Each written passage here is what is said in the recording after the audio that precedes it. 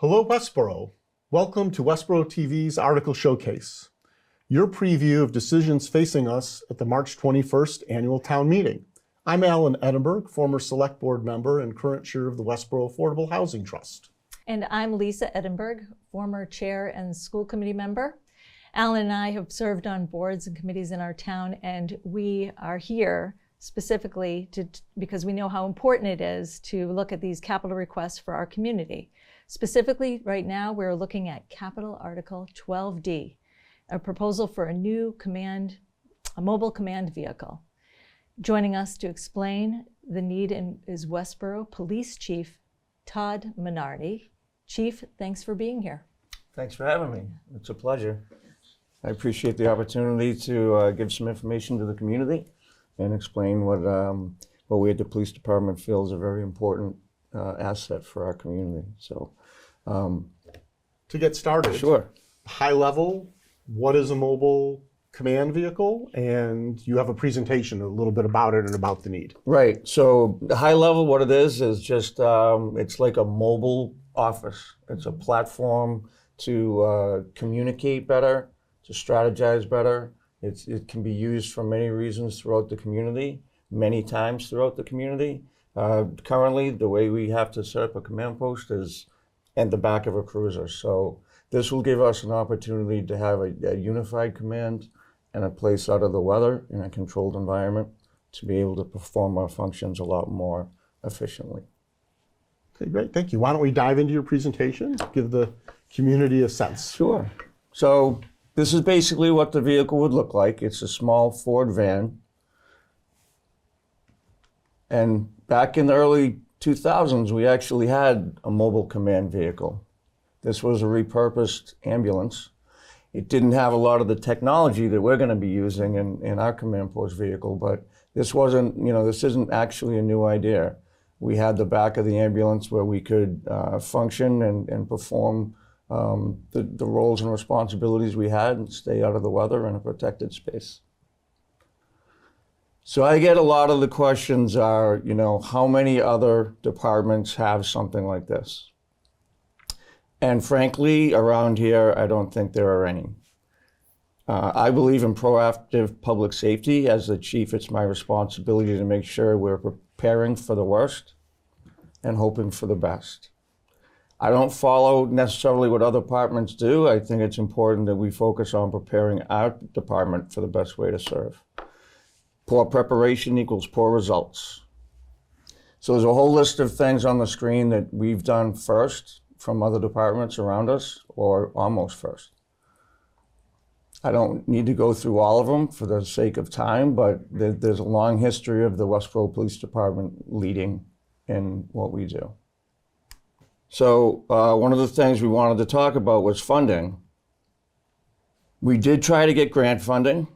We weren't successful on all but one grant that was for about $35,000. We tried to partner with other departments around us to see if they wanted to collaborate regionally, and that we weren't really successful. So the last option is town funding. So I wanted to touch a little bit on the price, because it's important. When we were looking at grant funding, the price was $474,000. Because we weren't able to get the grant, we worked with the manufacturer and reduced the price down to the $367,000. We then have the grant for about $35,000, and the Westborough Police Foundation is offering $50,000, so we come up with the cost of the $282,000. So the purpose of the mobile command post really is multifaceted. We have critical incident response for anything from a lost person to a suspect. Oh, sorry about that. We can use it during major investigations or crime scene investigations. We can use it at search warrants. We can use it at all sorts of community events to manage them. I think of the 4th of July party that the town's going to be having. There's going to be a lot of people in town. It's going to be a great opportunity. And lastly, but certainly not least, we can use it for school safety and school events. So again, some of the operational needs: search and rescue operations, search warrants and tactical operations, school safety and reunification events. If we had to evacuate the school, we could have school staff working collaboratively with us inside the incident command vehicle. We use it at critical incidents and disasters, community and town events, again, and this is also a requirement of FEMA, MEMA, to have incident command systems and national incident management systems. And even one of our own policies, our all hazards policy, dictates that we have mobile command at critical incidents. Some of the other questions I get, what's important? Critical incidents, they unfold in minutes, not hours, right? So minutes count. The faster we get set up, the faster we can be successful. Worcester County Sheriff's Department and the state police have assets for mobile command vehicles. The state police mobile command vehicle is the size of a tractor trailer. It's actually a tractor trailer. So imagine, trying to fit that down into some of our neighborhoods. It just wouldn't work. The Worcester County Sheriff's Department's mobile command post is not quite as big, but it's still a very large piece of equipment. And again, we'd have difficulty utilizing that in many of our neighborhoods, especially if it might not even be available. It could take hours to get here. As you can see, the Massachusetts State Police Command Post is a trailer truck. The middle one is Worcester County Sheriff's, and we're only looking for a small Ford van. It'll meet our needs. It'll give us a space out of the weather. Anyone can drive it. They can drive it into any neighborhood in town.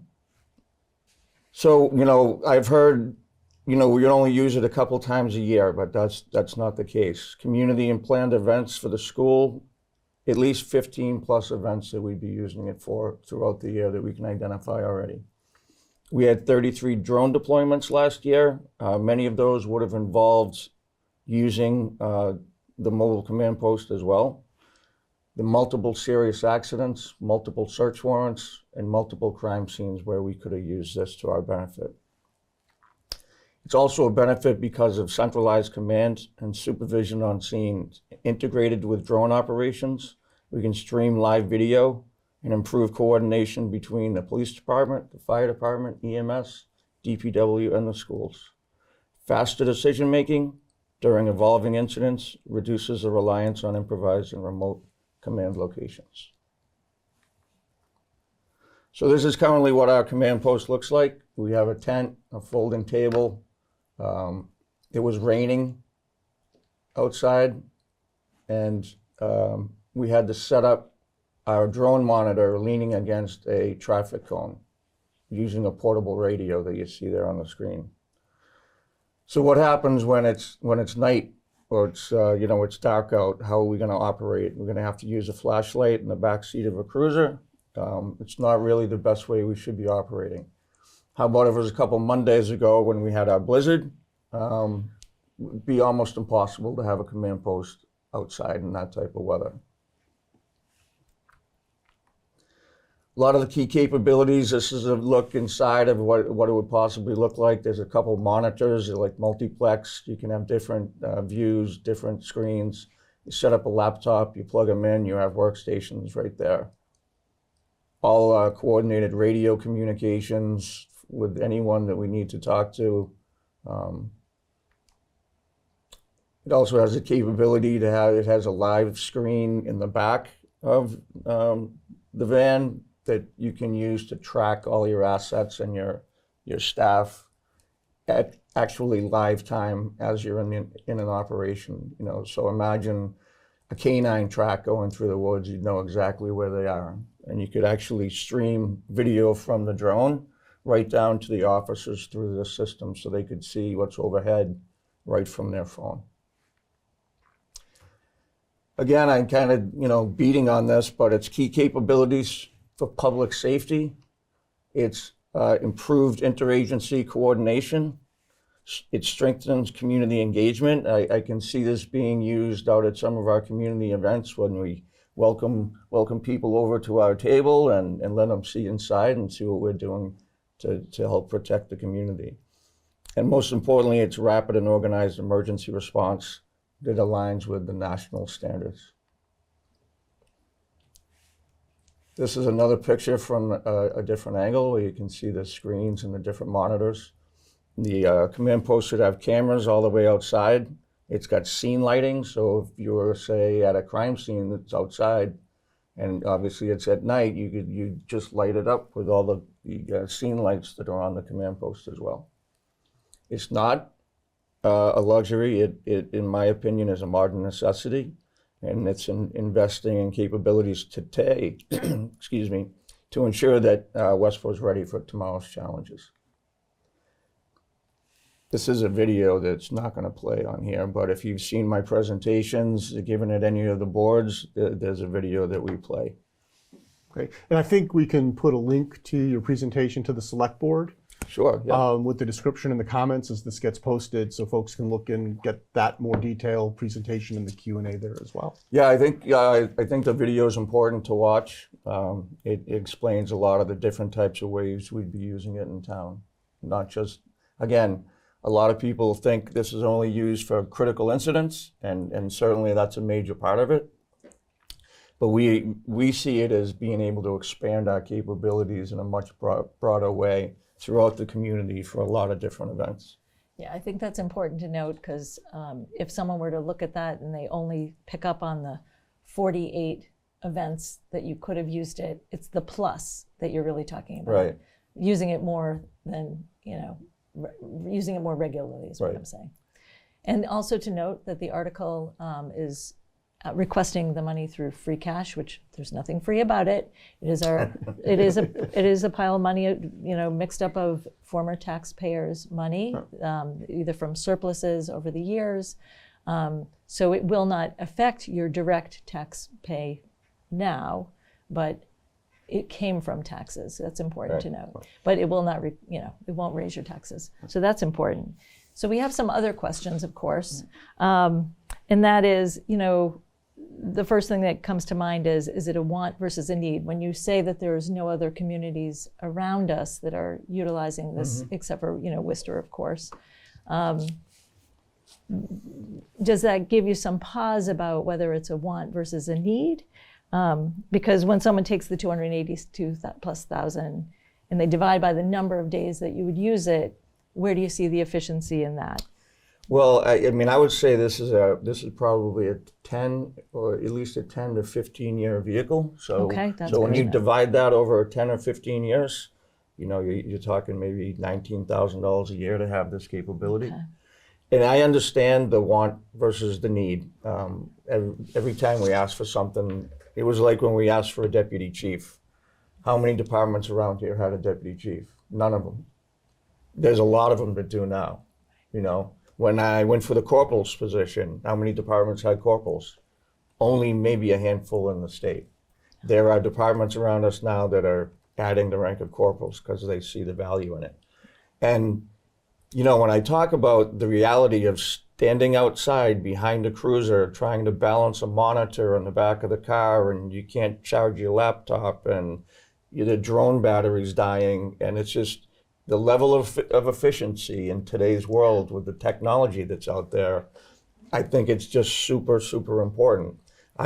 In 31 years, I've spent too much time operating that way. And I know how inefficient it is.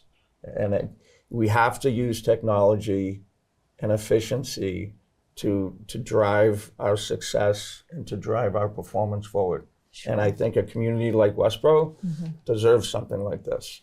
It's actually, I'm glad you brought up free cash. It's a very important part of it. Yeah. And this year is actually a really good year for this because we're actually below the town's fiscal policy on spending free cash. Oh, so that's good to know. It's definitely good to know. Yeah.